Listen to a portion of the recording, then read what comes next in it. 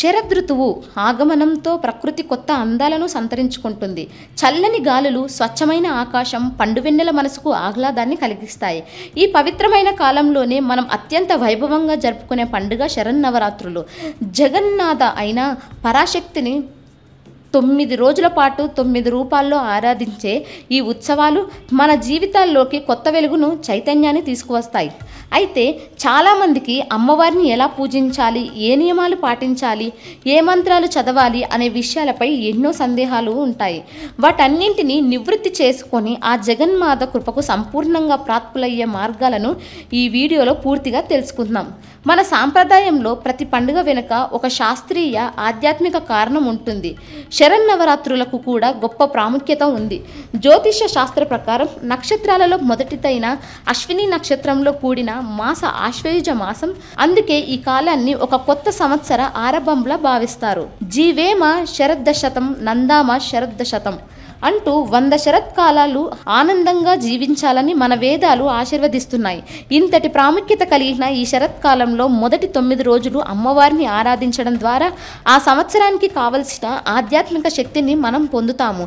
ఈ 9 రోజులు చేసే పూజ సంవత్సరం పొడవునా చేసే పూజతో సమానమైన ఫలితాన్ని ఇస్తుందని శాస్త్రం స్పష్టం చేస్తుంది.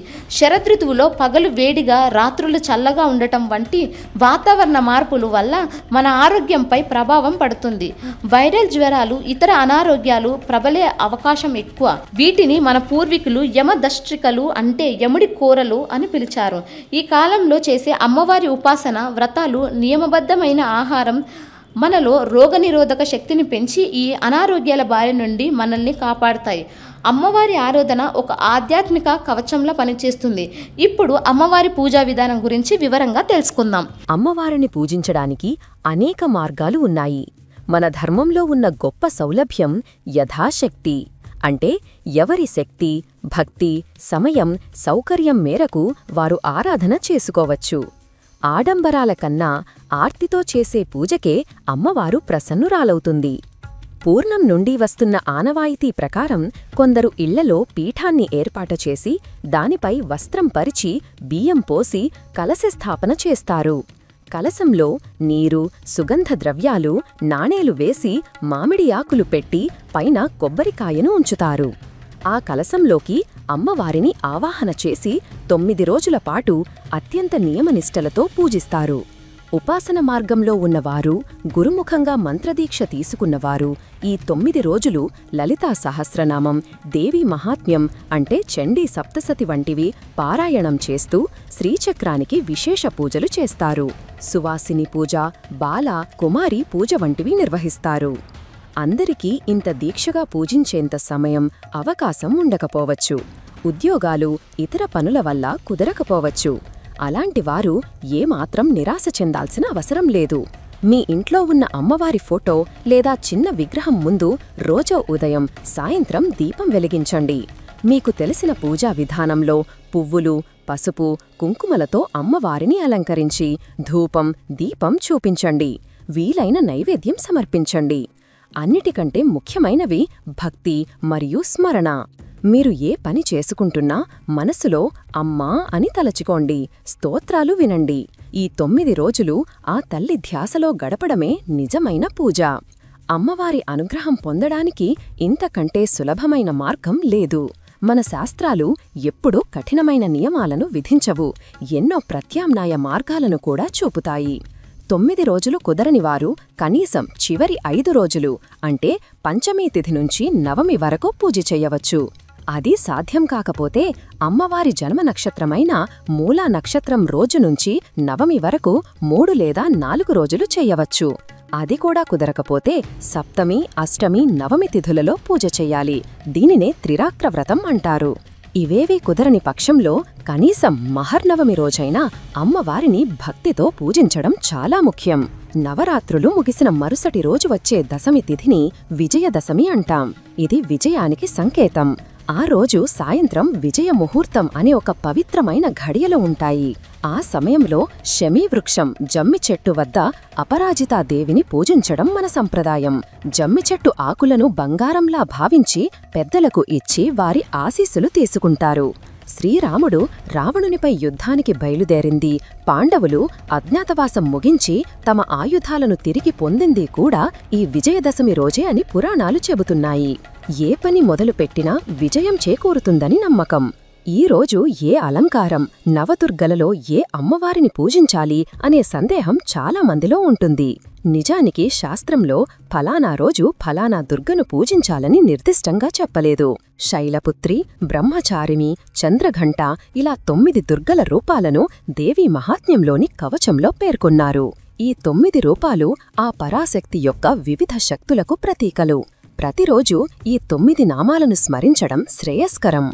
దేశంలో చాలా ప్రాంతాల్లో దేవి మహాత్మ్యం ఆధారంగా పూజలు చేస్తారు.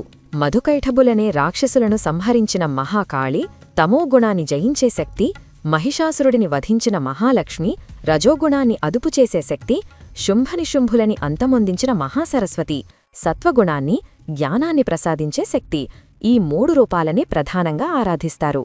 మనం ప్రస్తుతం చూస్తున్న రోజువారీ అలంకారాల సంప్రదాయం ప్రధానంగా ఆలయాల నుంచి వచ్చింది. ఉదాహరణకు విజయవాడ కనకదుర్గమ్మ ఆలయంలో, శ్రీశైలం భ్రమరాంబికాదేవి ఆలయంలో ఒక్కో రోజు ఒక్కో అలంకారం చేస్తారు. దీని వెనుక ఉన్న అద్భుతమైన భావన ఏమిటంటే, ఇన్ని రూపాలలో కనిపించేది ఆ ఒకే తల్లి, ఆ జగన్మాత అని భక్తులకు తెలియజేయడం. ఇది చాలా మంచి పద్ధతే అయినా ఇళ్లలో కూడా ఖచ్చితంగా ఇలాగే చెయ్యాలని నియమం ఏమీ లేదు. మీరు దుర్గాదేవిగా, లలితాదేవిగా మీకు ఇష్టమైన ఏ రూపంలో కొలిచినా ఆ తల్లి స్వీకరిస్తుంది. గురువు ఉపదేశం లేకుండా శక్తివంతమైన మంత్రాల జోలికి వెళ్లకూడదు. కాని సామాన్య భక్తులు చదువుకోవడానికి ఎన్నో అద్భుతమైన, సులభమైన స్తోత్రాలు ఉన్నాయి. లలితా సహస్రనామం, విష్ణు సహస్రనామం, సౌందర్య లహరి, దేవీ ఖడ్గమాల, లక్ష్మీ అష్టోత్తర శతనామావళి వంటివి చదువుకోవచ్చు. దేవీ మహాత్మ్యంలోని 1, 4, 5, 11 అధ్యాయాలలో అద్భుతమైన స్తోత్రాలు ఉన్నాయి. వీటిని ఎవరైనా చదువుకోవచ్చు. ఏ స్తోత్రాలు రానివారు దేవీ భాగవతంలోని ఈ దివ్యమైన శ్లోకాన్ని జపించవచ్చు.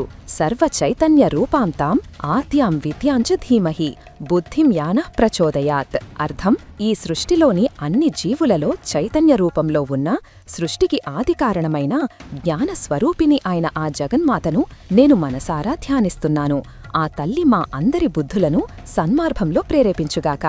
ఇంతకంటే గొప్ప ప్రార్థన మరొకటి ఉండదు. నైవేద్యం. ఫలానా రోజే ఫలానా నైవేద్యం పెట్టాలని శాస్త్రంలో ఎక్కడా చెప్పలేదు.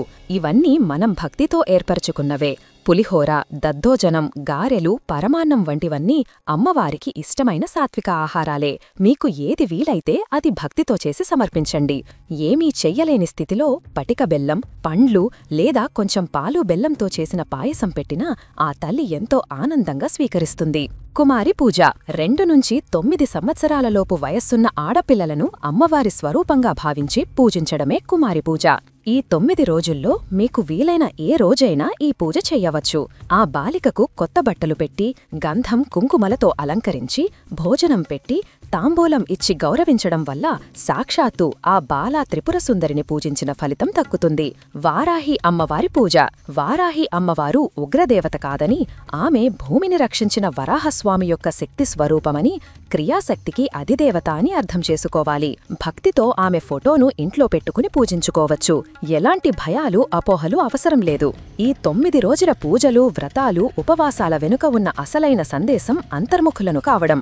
అమ్మవారు రాక్షసులను సంహరించడం అంటే మనలో ఉన్న కామ, క్రోధ, లోభ, మోహ, మద, మాత్సర్యాలనే 6 అంతఃశత్రువులను, అహంకారం, స్వార్థం వంటి అసుర లక్షణాలను జయించడమే. ఈ నవరాత్రులు మనలోని చెడును తొలగించుకుని మంచిని పెంచుకోవడానికి ఒక గొప్ప అవకాశం. ఈ పూజల ద్వారా మనలో కలిగే సాత్విక శక్తి, క్రమశిక్షణ, ప్రశాంతత కేవలం 10 రోజులకు పరిమితం కాకుండా ఏడాది పొడవునా మనల్ని సన్మార్గంలో నడిపించాలి. అదే మనం ఈ నవరాత్రుల నుండి పొందాల్సిన నిజమైన ఆశీర్వాదం. ఈ వీడియో మీకు నచ్చినట్లయితే లైక్ చేయండి, షేర్ చేయండి. మరిన్ని ఇలాంటి వీడియోల కోసం ఛానల్ను సబ్స్క్రైబ్ చేసుకోండి. అలాగే బెల్ ఐకాన్ను నొక్కండి. దీని ద్వారా మేము చేసే ప్రతి వీడియో నోటిఫికేషన్ రూపంలో మీ వద్దకు చేరుతుంది. సర్వే జన సుఖినో భవంతు.